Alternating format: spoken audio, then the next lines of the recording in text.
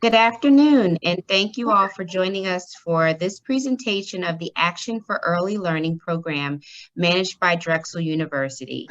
We would love it as you're coming in if you could please put your name, the organization that you represent, and your location in the chat. My name is Kelly Brown, and I'm a Senior Program Officer within the Great Learning Program at William Penn Foundation here in Philadelphia. Within our Strong Start, Strong Reader strategy, our program area supports 6 sub-strategies with the overall goal of increasing the percentage of Philadelphia children reading proficiently by the end of 3rd grade. Funding from William Penn Foundation, Vanguard Start Strong for Kids, and Linfest Foundation help to seed and expand the Action for Early Learning West Philadelphia project that you'll learn about today.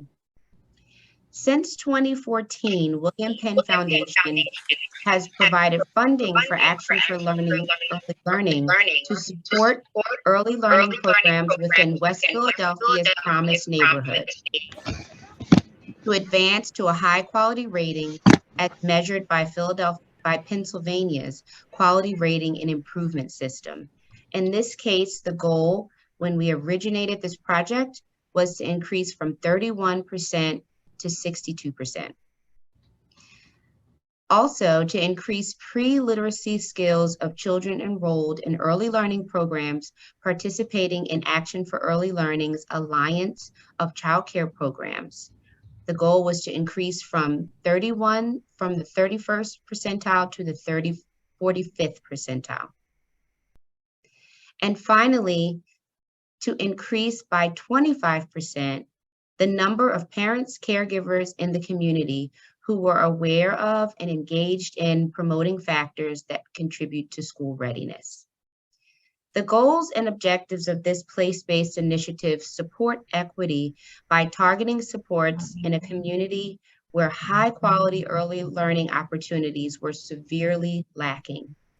The increase in quality early learning not only bridged gaps for children who are deserving of school readiness supports, it also presented opportunities for early learning programs to apply for contracted slot programs, which increases revenue and stability.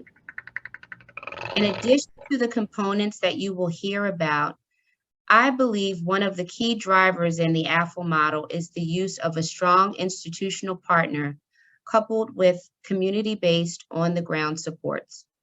Representation truly does matter in building equitable systems, and AFEL does an excellent job at amplifying the voices of those who are most proximate to the impact. So now I'll hand it over to Maria Walker to introduce herself and the Action for Early Learning team. Kelly, thank you so much. I actually think we could just end the presentation there because Kelly has really very nicely shared what we're about. So my name is Maria Walker. I am Project Director for Action for Early Learning at Drexel University. And before I allow my, extend to my colleagues for them to introduce themselves, I want to thank Kelly Brown so much for inviting us, and also for your continued guidance and ideas and direction. And thanks so much for the Philanthropy Network for giving us this opportunity. And I'm going to turn it over to my 2 colleagues. Sherilyn, you'd like to introduce yourself? Hi, good afternoon. I'm Sherilyn Kimball. I am known as the Action for Early Learning Alliance Manager. I am a senior consultant at First Up. Adina? Hello, everyone. My name is Adina Clem, and I'm the Evaluation Manager for Action for Early Learning. And it's a great opportunity to be here to talk with you all today. Maria, are we introducing everybody else now, or are we just going to jump right in? We also are really grateful. Yeah, if we could extend to our wonderful colleagues from St. Chris's Hospital, if you wouldn't mind introducing yourselves as well, that would be great. Sure. I'll start. My name's Bridget Garvin. I am a psychologist at St. Christopher's Hospital for Children, and really happy to be here and work with this great team. And I'll hand it over to my colleague, Dr. Turchi. Hi, my name is Dr. Renee Turchi. I'm a pediatrician here at St. Christopher's Hospital for Children. And again, like Dr. Garvin, just feel really fortunate to work with everyone here. So thanks for having me. And so what we'd like to do is right now is share what we hope you get out of this session. We are going to present a successful model for improving equitable access to high quality care and how that model utilizes a combined place-based and systems approach, which we call the circle of support.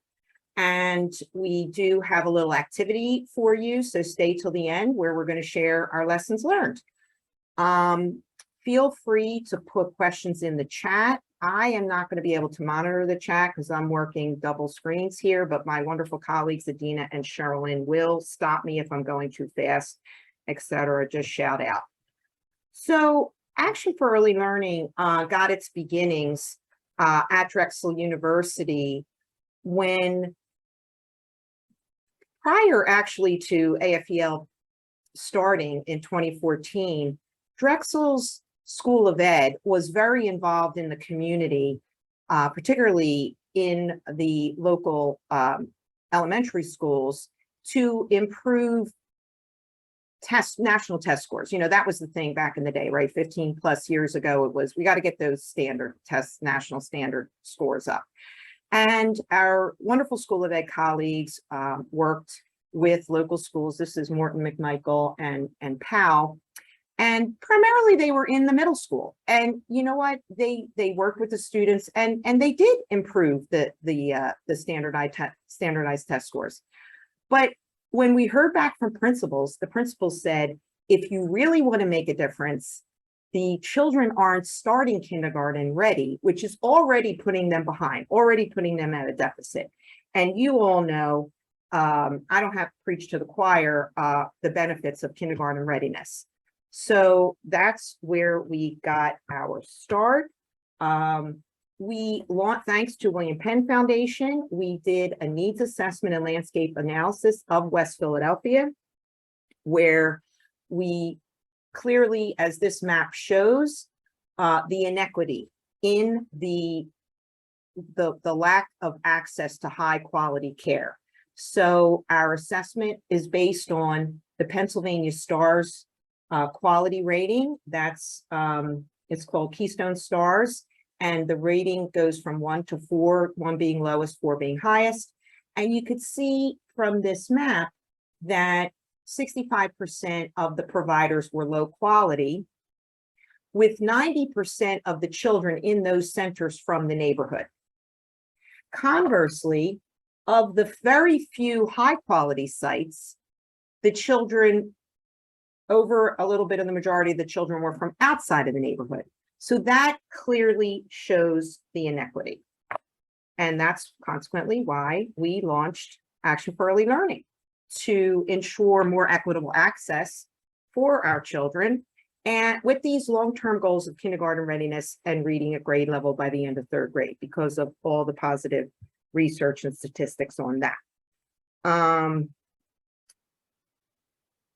So we wanted to also share with you where Action for Early Learning fits in Drexel's continuum of civic engagement. Our president, John Fry, is very committed to civic engagement. We want every child who grows up in West Philadelphia to have the opportunity to apply to Drexel and get accepted. Right now, folks are, children are, young people are applying, but the acceptance rate is low. So this cradle to career pathway is really in place to support that. And Action for Early Learning represents the first step on the cradle to career pathway.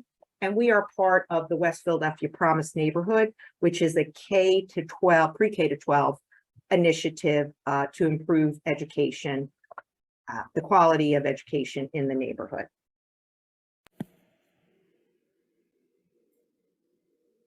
And I'm going to jump in here. This represents the map showing the West Philadelphia Promise Neighborhood. You can see it's about a 2 square mile area. There's about 30,000 people who live here and about 2,000 children under the age of 5. And you can see on the map there, the little orange schools are the 9 schools that we work with through the Promise Neighborhood Grant. And the little green dots there are the 26 childcare providers that we work with as part of Action for Early Learning. And the Promised Neighborhood Grant is actually a $30 million U.S. Department of Education grant that's actually ending. It was a 5-year grant that's ending in June. So we're actually have had a lot of opportunity to work with the community over the last actually more than 5 years now. Maria, next slide. One of the things we did want to show you, though, is the need in the community in relation to the citywide as well as to nationwide. And you can just see that 56% of families in West Philadelphia are in poverty compared to 40% of families citywide and 25% of families nationwide. So there is a tremendous need in this community, which translates to really more unemployment, increased education disparities, and so on. So there's a real need for the kind of work that we were doing with the community. Next slide. And all of that data, we like to be very data driven, all of that data helped us to decide what should Action for Early Learning look like in West Philadelphia, and what do we need to do in order to support equitable access to quality childcare. And we came up with 2 main strategies. The first was improving the quality of early childhood education providers, and that's through our program that we call the Alliance of Childcare Providers, which you're going to hear all about in a few minutes. And the second was to increase awareness of and access to high quality early childhood education among families. Because one of the things that we learned and we realized is that it's great for us to improve quality of the childcare providers, but if the families don't understand the importance of that and how to access it, then it might not make that much of a difference in terms of the children's outcomes. So we created a program called our Outreach and Awareness Program, which we lovingly refer to as the Family Ambassador Program. And both of these programs are in service of the long-term goals that Maria mentioned earlier, which are making sure our children are kindergarten ready throughout the community and reading at grade level by the end of 3rd grade. Next slide. Okay, now everybody knows this in the room. I'm sure you all know this already, but we like to just show this slide to really position where AFEL fits in this continuum of supports for young children over the course of their career. And so, you know, as Maria said, there's tons of research that shows that children who participate in high quality early childhood education are significantly more likely to go on and be kindergarten ready, and in turn go on and be reading on grade level by the end of 3rd grade. And so AFEL is that ladder or bridge that helps make sure that children are entering kindergarten ready. And one more thing that we like to share, because not everybody knows this, and we were really surprised when we first started doing this work to learn that not everybody knew this, but that transition point at 4th grade is so important, because that 4th grade is actually the point when children transition from learning how to read to reading to learn. So if kids don't know how to read by the time they enter 4th grade, they start falling further and further behind. And I'll never forget the very first time that we shared that information with community members, and a dad stood up and he was like, "What? I didn't know that. I didn't get that. I never understood that was why that's why people kept saying read by 4. Now I get it." It's just something that's a really powerful thing, and we, seeing that light bulb go off is one of the things that matters and to us so dearly. So next slide. I'm going to turn it over to Sherilyn now. When you have a power of purpose, it helps to motivate you. It'll help keep your priorities straight. It'll help you develop your potential. It gives you the opportunity to live in the present, but also imagine the future, and it helps you evaluate your progress. Our purpose was to improve the quality of the early childhood providers in our area, and we did that by building a very strong, equitable Childcare Alliance.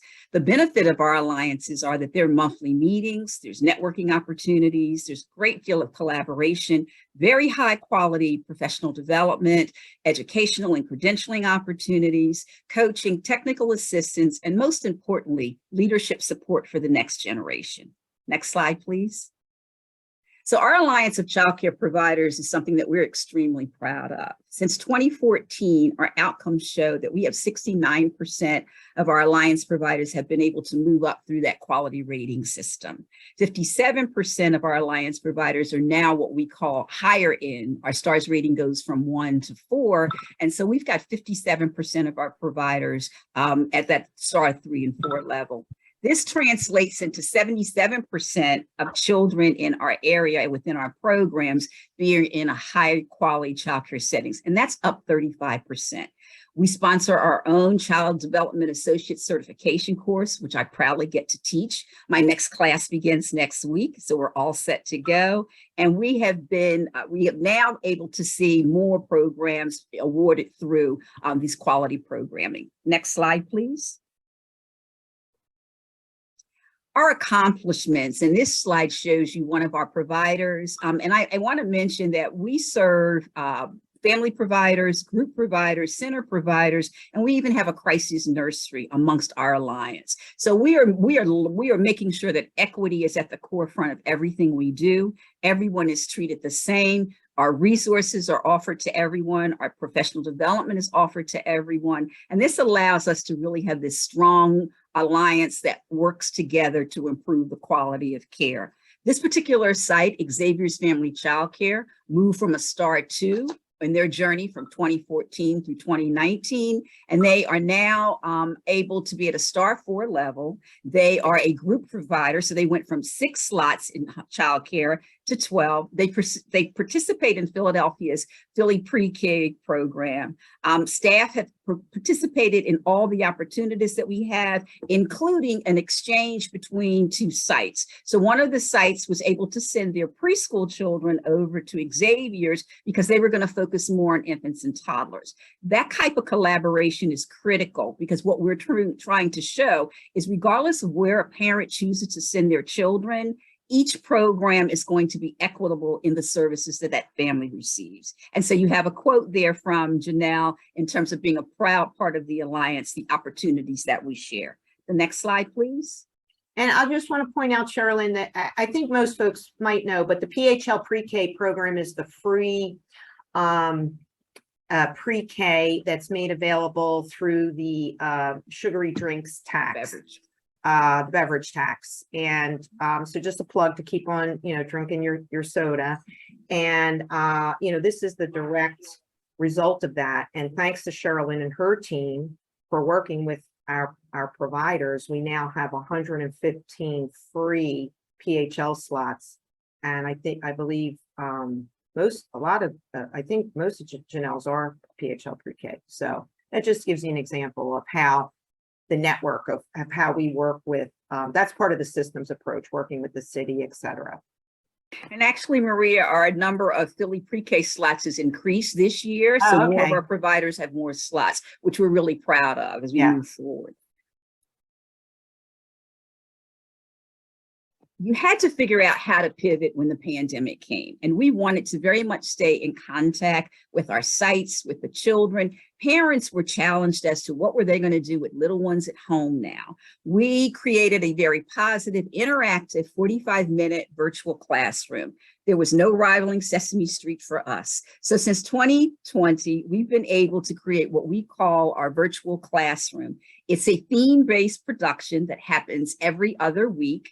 To date, we have done 38 virtual classroom sessions. We've had more than 2,800 people in attendance.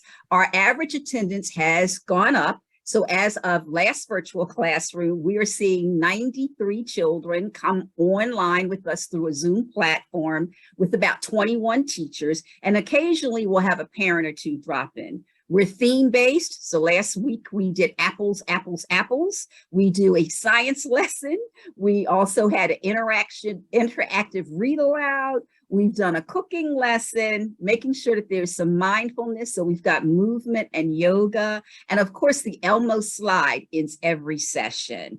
That has been a highlight for my colleagues and I. As we stay connected, we send out a survey and we ask the providers to also give us recommendations around themes that they'd like to see. This coming week, we're doing imagination. And we've asked our friends to come dressed in whatever they'd like to dress. And we highlight centers on the screen. So our goal was to make sure that we're still teaching, but it's also interactive. And the kids know the format of the program now. And that's one of the things among many of others that we're most proud of. Next slide. Yeah, and I just have to give kudos to Sherilyn and her team for never missing a beat throughout the pandemic, pivoting to technical and digital actually wrote a grant to get equipment for the providers who, you know, weren't prepared for having to do so much online. And the cool thing is that a lot of that has been sustained. For example, with the Alliance, we now continue virtually and we get better attendance with our monthly Alliance meeting. As you can imagine, providers don't have to leave their site in the middle of the day. They don't have to find a place to park to come to our meeting. But we still make sure, Sherilyn still makes sure that we do get together like quarterly for a dinner, you know, for a meal. And network in person as well. But there have been some positive benefits to, you know, the learnings that we've had during the pandemic. And that's really due to Sherilyn and her team not missing a beat. So thank you, Sherilyn. Thank you, Maria. Thank Kelly. And then, of course, our AFEL Sesame Street project, a partnership with Sesame Street and communities where we're helping children become stronger, kinder, and smarter. And we'd like to thank Kelly Brown for connecting AFEL to this opportunity to bring Sesame Street's workshop, which is a national early learning program, to Philadelphia. Once again, within the Alliance, we're always looking to make connections. Our work is customizable, so we don't have a one-size-fits-all. We look at all the ways that we need to support children's social emotional learning. So when we launched the Sesame Street project, we were able to train a cohort of 15, what we affectionately call Abby's ambassadors. We went through a 3-day training session. We learned how to use the SSIC resources, which are done for providers in sites and centers and programs, but also providers that are family members. You can sign up for a free account. You can do it on your phone, and it provides you with a plethora of resources. So we encourage you to sign up at ssic.org, and there's amazing information that you can get text messages in real time on every imaginable resource that you can think about. Philadelphia is one of 13 cities nationally who are part of Sesame Street and communities. The program, again, is supporting social and emotional learning for kindergarten readiness. I had come across SSIC prior to it being introduced to us as AFEL, and really have gone to introduce it even more and embed it in all of the work that we do. We've encouraged our providers to embed it into their newsletters so that they can send it out. And we work with our colleagues to make sure that we're doing that. So through Kelly's leadership, AFEL is now part of a citywide cohort working to continue to spread SSIC joy into other programs so we can reach more families. Thank you, Kelly. Next slide. Kelly, did you want to say a few words? Well, I always want to say that please don't give me all the credit, because I absolutely feel like this work, the Sesame Street and Communities work, began in 2020 with additional funding from William Penn Foundation. It wasn't originally planned as a part of the AFEL work, but I always think of this team and AFEL as fertile ground. And when there is an ecosystem that is already prepared, it's like the saying, you don't have to get ready if you stay ready. And so unfortunately, because of their preparedness, I was able to approach the team with the idea of incorporating this social emotional learning and trauma-informed care model into the existing ecosystem that we call AFEL. And by all means, the work has thrived under the leadership and management of this team.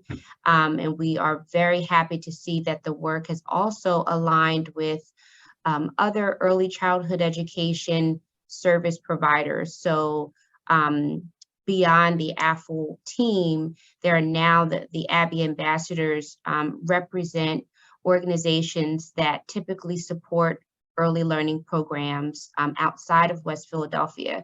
So our goal is always to try and take a systems approach and to demonstrate work that really has the opportunity to scale. And I think that this team did an amazing job just pulling together and inviting this work into the West Philadelphia community. So thank you.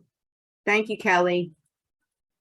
Maria, I just wanted to mention one of our highlights is that we were able to combine our virtual classroom and SSIC at Smith's Playground, the happiest place in the world.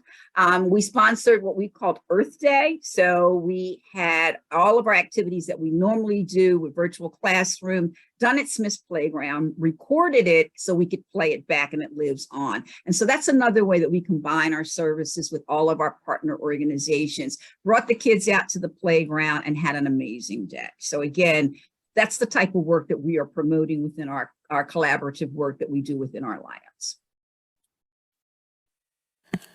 Now I get to share all of the data related stuff. So you're going to hear from me every time they put data up on the screen.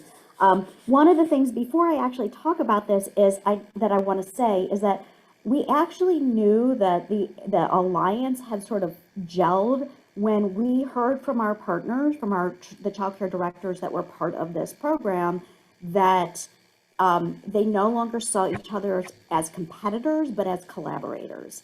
And that was the moment when we felt there was a true turning point in our alliance. And so that was a really important moment for us.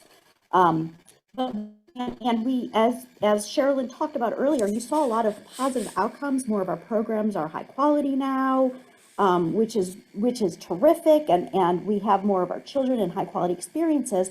But one of the things we also wanted to know is how much of that was us? Like, was the alliance actually doing that? Was participating in the alliance what made a difference for the sites that were working with us? And so we did a lot of research. We did a lot of data collection to try to figure this out. And basically what we learned was that children that were in more highly involved alliance childcare providers had higher kindergarten readiness performance than children from less involved alliance providers. And that was regardless of their STAR level. So regardless of whether they were high quality or low quality, whether they were STAR 1, 2, 3, or 4, if they were highly involved in the alliance, their children actually had better kindergarten readiness performance based on a standardized assessment. And by high involvement, you might be thinking to yourself, what do you mean by high involvement? What is that?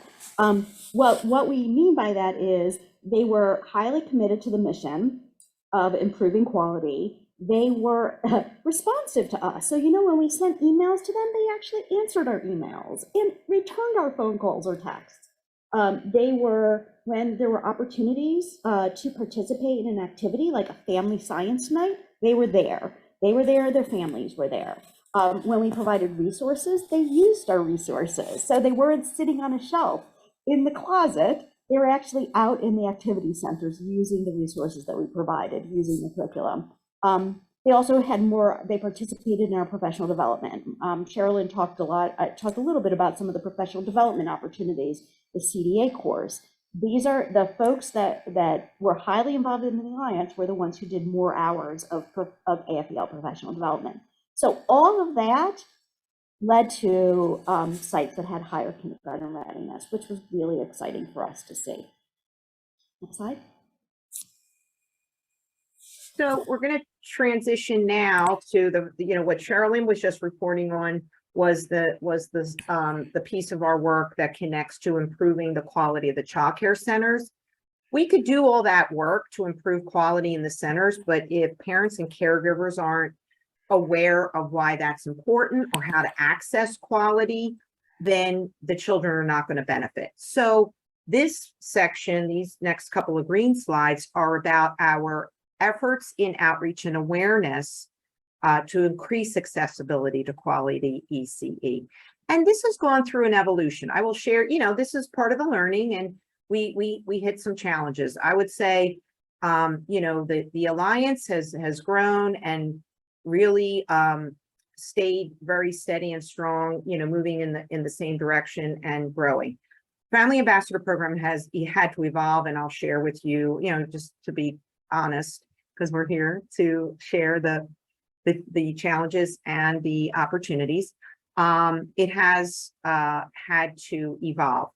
So we started our Family Ambassador Program with peers, recruiting from the community, parents and caregivers, a lot of grandparents, as a matter of fact, because it was, the concept was that one-on-one, peer-to-peer mentoring was ideal. And it was, and it was really effective. Since 2014, so this area over here, you'll see this 23 number. So we recruited, since 2014, we have recruited about 40 ambassadors from the community.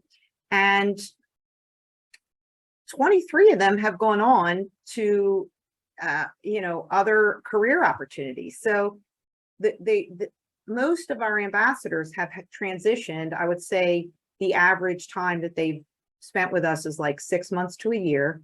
But they really grew, and from their experience as an ambassador, they participated in trainings. They were able to use us as references. They added it to their resume. They networked and they got jobs. A lot of them got jobs in schools or customer service. So the point is, this was a good problem to have. We had this unlikely outcome of workforce development within our early childhood ed improvement program.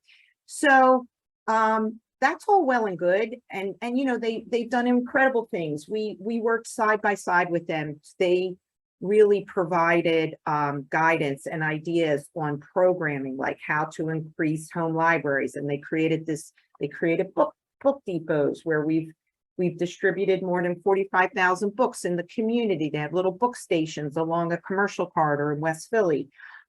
We've given out resource bags filled with domestic supplies and education supplies that families need, that the ambassadors indicated, this was important for families. But the reality is our ambassadors were just trained for this one thing, for kindergarten readiness, for kindergarten registration, pre-K registration. And the real world at the street level is that families are juggling so many other problems that the ambassadors really needed to have, it was a lot for them to manage. So, and it's also an expensive model. The training, having to train continually, recruit continually, a lot of supervision.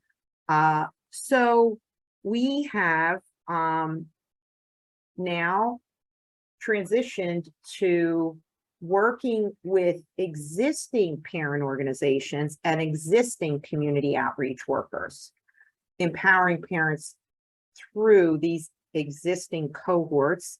For example, the St. Chris team will share that we work very closely with their community health outreach workers.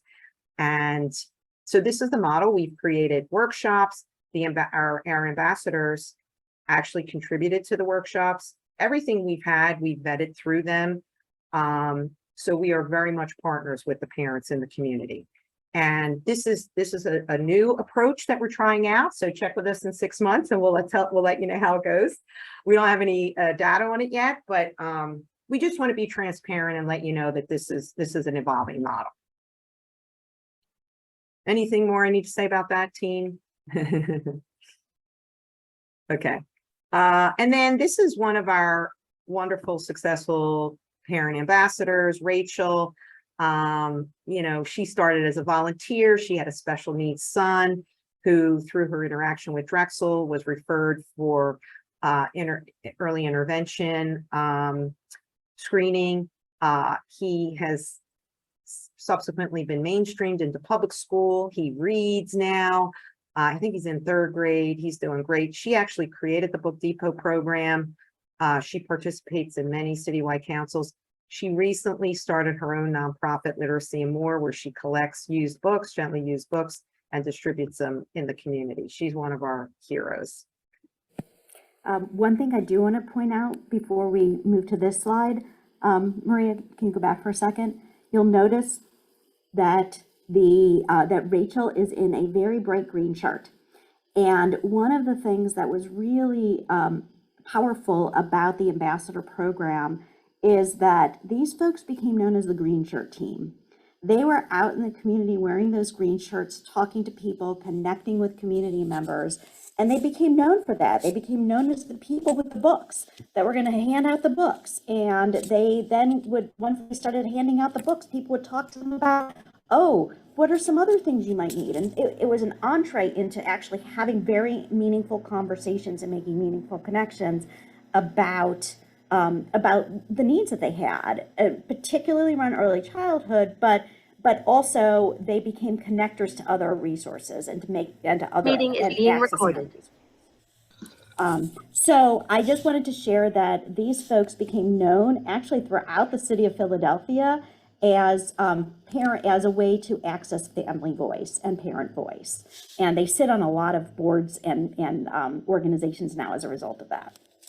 So one of the things we wanted to know is, we saw that there's been some really positive outcomes and they've reached a lot of people in the community, but did we reach our goals? Did we reach the outcomes we were trying to achieve, which was building more awareness around high quality early childhood education? So one of the things we did is we actually had our family ambassadors conduct a survey, an annual family survey. They administered it to about 400 people each year, and there were, and we wanted to see whether results improved over time. And what we saw is that more families were familiar with the Keystone Stars, so they had a better understanding of what that meant for high quality. More family members were saying that formal pre-K was the best way to prepare children for kindergarten, and more people really understood what quality childcare looked like. So we would say yes. All right, I'm just doing a quick time check. Adina, if you don't mind, I'm going to run through these next couple slides, if it's okay with you, Go just right so through we 'em. can get to our colleagues from St. Chris. So this next slide really represents our, the connections that we've made and we're really proud of, especially Sesame Street and Communities, Academy of Natural Sciences. So this is part of our systems approach. We also, another example of our systems approach is our Summer K Bridge program, which is a collaboration with Drexel School of Ed and the School District of Philadelphia, and we're looking to expand that. And this really shows you the evolution of our model, where we started on the left in 2014 is you could see the circles of our programs are very siloed. And what we did, fast forward today, we have integrated the work to be more comprehensive and holistic, where we put the child at the center of an early childhood education ecosystem. Okay, so that brings us to, do we have time? It's 3:40, just doing a little time check. Well, why don't we do a full group activity? So we get a chance for everybody to spend a little bit of time thinking about the lessons learned rather than doing smaller groups. Okay, sure. And I just want to make sure our colleagues from St. Chris get heard as well. So, You want to do that first or take 10 minutes and do this? St. Chris folks, are you prepared to jump in? Yeah. Sure. Yeah. It can be really brief. Whatever you want to do is fine. I don't know. I'm worried that we're going to run out of time. So I got to make the decision. So I think I'd like to, let's loop our St. Chris folks in. Thanks to Kelly Brown. She's constantly pushing us.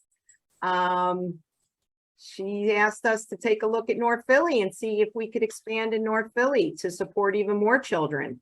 And clearly there's a need. I don't have to tell you, super need in North Philly. Keep in mind that these children are growing up in the largest open air drug market on the East Coast. Okay, I'm just going to leave it at that.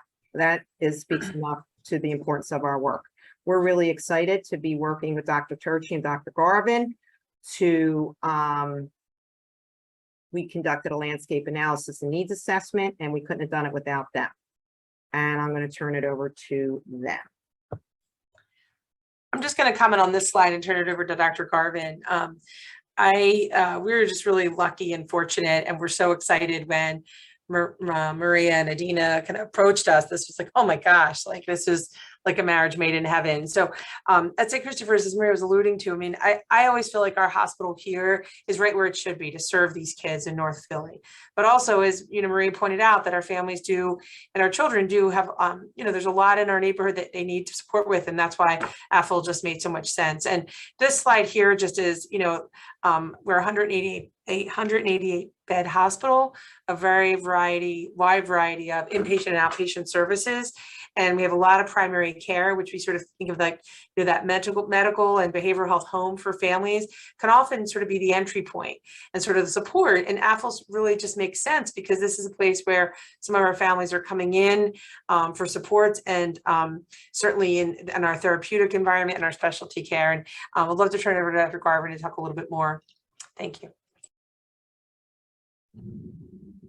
Sure. I'll just add to what Dr. Turchi mentioned about the really wonderful fit of the AFEL program at St. Chris. Another thing to know about our community is the congressional district where St. Chris sits has the largest number of children per population as compared to other communities districts in Philadelphia. The Family Ambassador program that really is one of the foundational cores of AFEL so perfectly parallels our approach, our mission, our values, and our community health worker program, which we'll talk about in a little bit, really with the philosophy of incorporating our community members to support each other, really is the most effective way to support the greater community. So we can move on to the next slide. About the needs assessment. If there's one thing I remember Maria saying many times throughout this process was that we don't enter into a community and purport to know what their needs are, or implement a program that might have fit in another community and area. And while the AFEL West Philadelphia program was wildly successful, AFEL really came in and wanted to do their due diligence to hear from our St. Chris community, which differs from other communities in Philadelphia, which makes Philadelphia such a wonderful and beautiful place, and why we all love it so much and are passionate to serve it. So the needs assessment was conducted by our community health worker team. And so they are incredibly important members of our St. Chris staff and community here that are members of the immediate community. So folks that have real connections with the childcare providers and the families because they live in the neighborhoods, they have sent their children to these childcare centers and providers. And these folks supported the administration of 300 surveys, conducted 2 focus groups in North Philadelphia, 2 virtual information sessions, both which were also conducted in Spanish. As were many of the surveys, our community health worker team is bilingual, Spanish and English, and 20, which is really incredible, that number, 20 listening sessions with community and social service organizations. So this model really was our team in combination with the AFEL team going out into the community and hearing from them. And I'll let Maria talk a little bit about what they found. Thank you, Bridget. Yeah, so I'm just going to give you the sort of the overall themes and of the findings, which are 73% of the childcare programs are low quality. And the barriers, we found these common themes over and over of barriers to families accessing quality care. Poverty, of course, is the overarching one that includes, not, I think also tied up in that is that this is a large bilingual community. Actually, some of them just Spanish preferred, and not having enough translated materials or bilingual supports. That also became a barrier for families. Community violence was a huge barrier. Once again, this is the largest open air drug market on the East Coast, and all the negativity that goes along with that. Families report being afraid to send their children to childcare because they don't want them to, have to travel through certain neighborhoods. Transportation was also an issue. And then another big concern we heard was lack of trust among immigrant families, for reluctance to fill out government forms, to apply for subsidy, or completing paperwork. And also with the community violence was trauma is another large impact. So clearly the needs assessment and the demographics show the need to expand into North Philly. And that's sort of where we are at this stage of the game. Our next steps would be to implement AFEL North and continue to sustain AFEL West. Shout out to Kelly, who showed up at one of our sites. I wanted to, give her a little shout out because she's always been there to support us. So, Maria, we have about 10 minutes left. Why don't you pop back to the lessons learned and we can just open up for questions. you got it.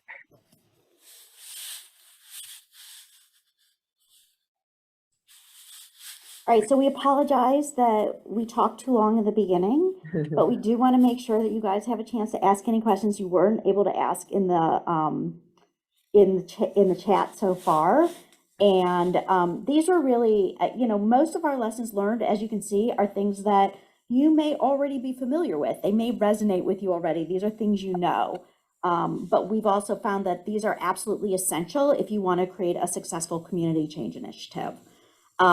So, we just wanted to put this out there for you and make sure that you saw that, it's really, so much of this work is about making sure that the families are heard and that they own the work that we're doing. By, building strong relationships through trust. You've got to follow through on the work that you say you're going to do. Doing a systems approach is absolutely essential, because it's one thing to impact a program which has a small number of people in it, but if you want to impact an entire community, you got to involve everybody, and you have to be collaborative about it. And flexibility is about meeting people where they are, because not everybody's ready. Not everybody's at the same place. And so, we're very big on having a clear model, but then being flexible with how we support everybody who's participating and collaborating. So we could say more about that, but I just want to see if anybody has questions first before we go any further. We can talk about our role as an Anchor Institute, about the challenges of moving community-wide outcomes, which are so hard to do. Yeah, I'll just jump in and say we did have I want to thank Adina, who worked very hard to come up with an activity that we weren't able to get to. So I apologize for that. But I'll just throw it out there in the little time we have left. If any one of these lessons learned resonates with you, that would be, we'd love to hear from you about that. We can take you off a chat. Off a mute. You can unmute yourself, I think. If it's new to you and you'd like us to describe it more, is this something anything surprise you here?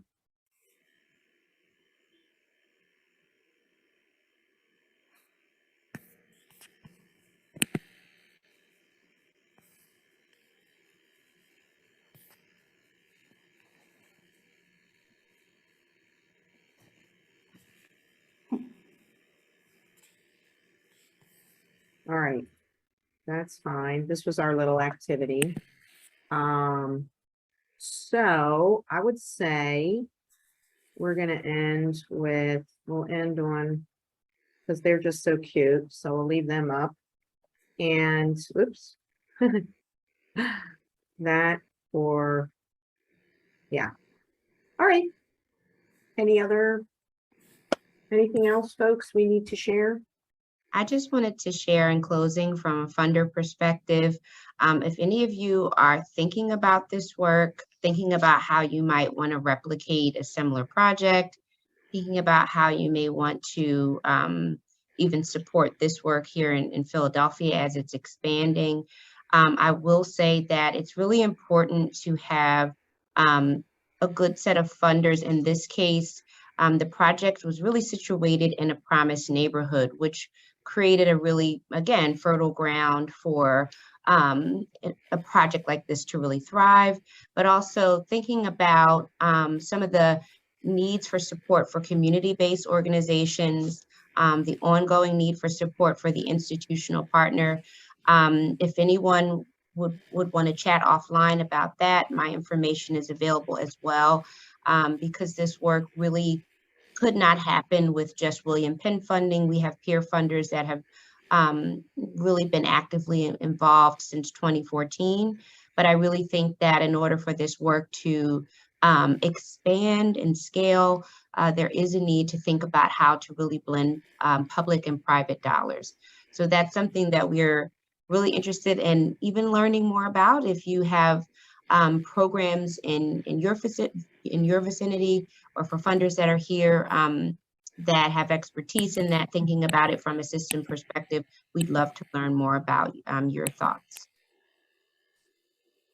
Thank you so much, Kelly, and thank you all for joining and for sticking with us this long. I feel like we did do a lot of talking at you, which we don't like to do. So we hope that you'll follow up and we can have individual conversations. And I know that the Philanthropy Network did provide the handouts. These slides will be available for you. Please, we'd love to get together with you if you're thinking about replicating. I see some of you are from different, regions, Bucks County, whatever. We just actually presented to the Berks Alliance in Reading. Did you all know that Reading is the poorest school district in the state? I had no idea. I thought it would have been Philly. Anyway, so, we do share. We believe very strongly in sharing our approach and our model to make sure that more children have access to quality education, early childhood education. And we also really do believe strongly in collaboration, because when you're working together to support a common mission, you're far more likely to be successful. It's each one of us brings our expertise to the table, and that way we all can learn from each other and grow and have an even better opportunity to implement our own individual missions as well as the greater mission.